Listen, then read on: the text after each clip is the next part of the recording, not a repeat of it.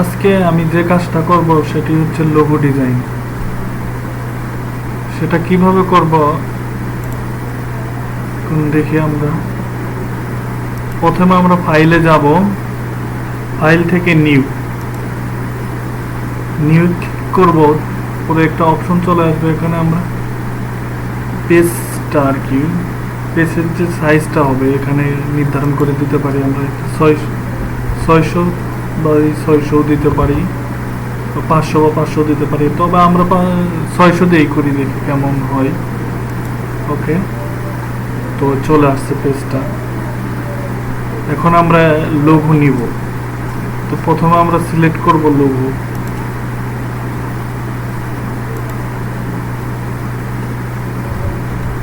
একটা লোগো নিলাম। এখানে এখন সিলেক্ট করব, আমরা এটাকে বড় করব। কন্ট্রোল প্লাস কন্ট্রোল কন্ট্রোল ধরে মাউসের বাম বাটনে ক্লিক করলেই চলে আসবে, বড় হবে লোগোটা। আর একটু বড় করে নেই।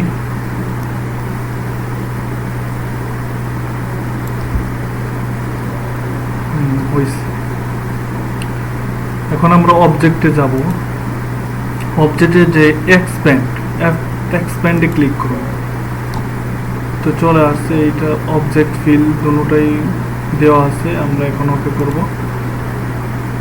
ওকে, তারপরে ইফেক্টে গিয়ে 3D তে গিয়ে এক্সট্রুডেড অ্যান্ড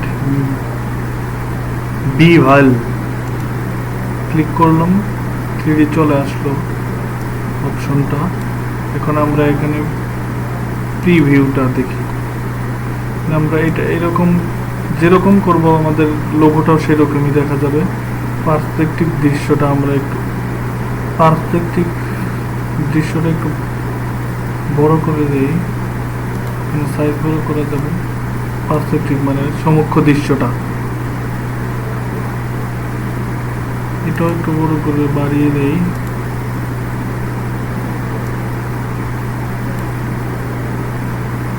নন ক্লাসিক দেই।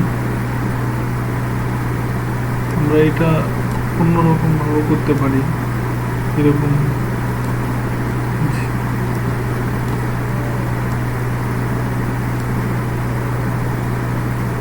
থাকলো।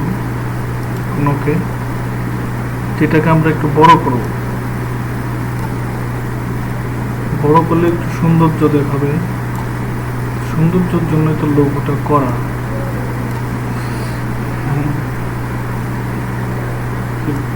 সাইডটা বড় করে নেব।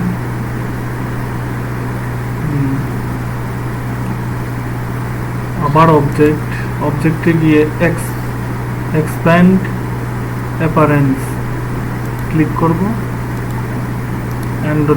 আনগ্রুপ চলে আসবে। এখন আনগ্রুপ করে নিই। Select ungroup.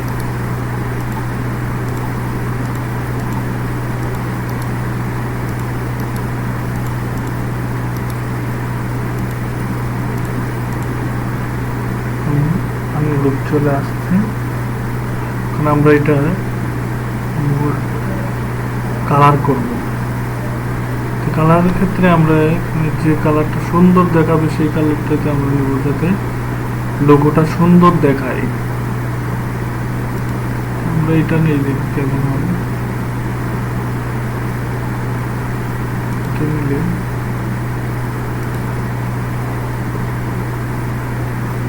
এটাই ভালো লাগছে, তো আমরা এটাই সিলেক্ট করলাম।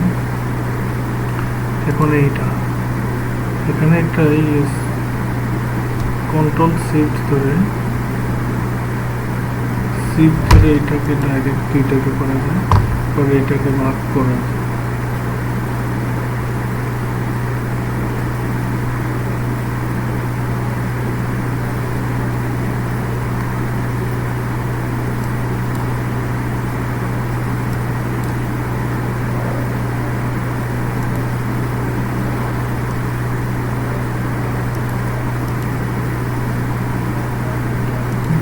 দিলে ভালো হয়।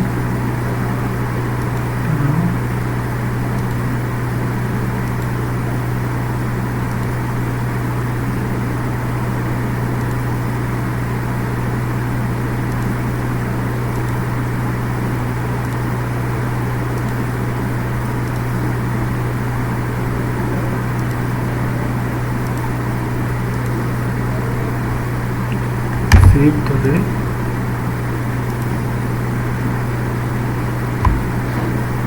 কালারটাও আমরা চেঞ্জ করতে পারি। তো দেবো আমরা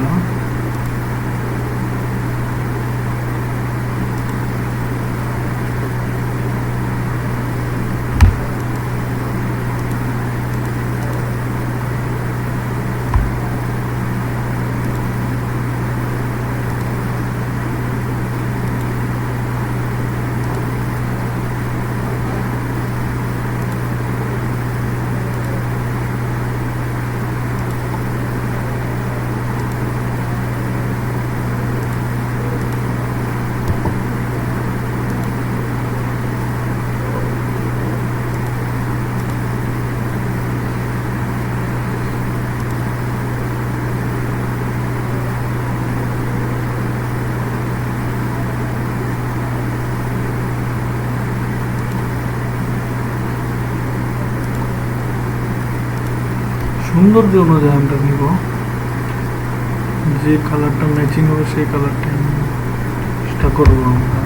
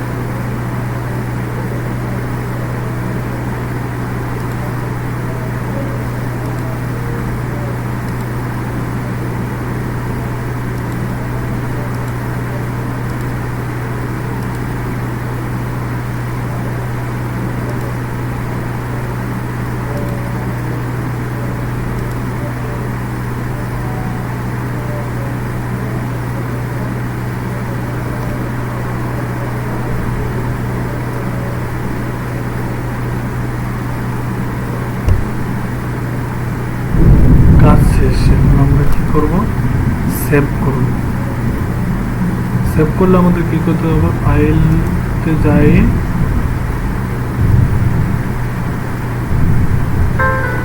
save for web, save for web. এখন আমরা যে নাম দিয়ে লোগোটা সেভ করবো তার নাম, তো ঠিক আছে, সেভ এখানে নাম দেবে তো দেখুন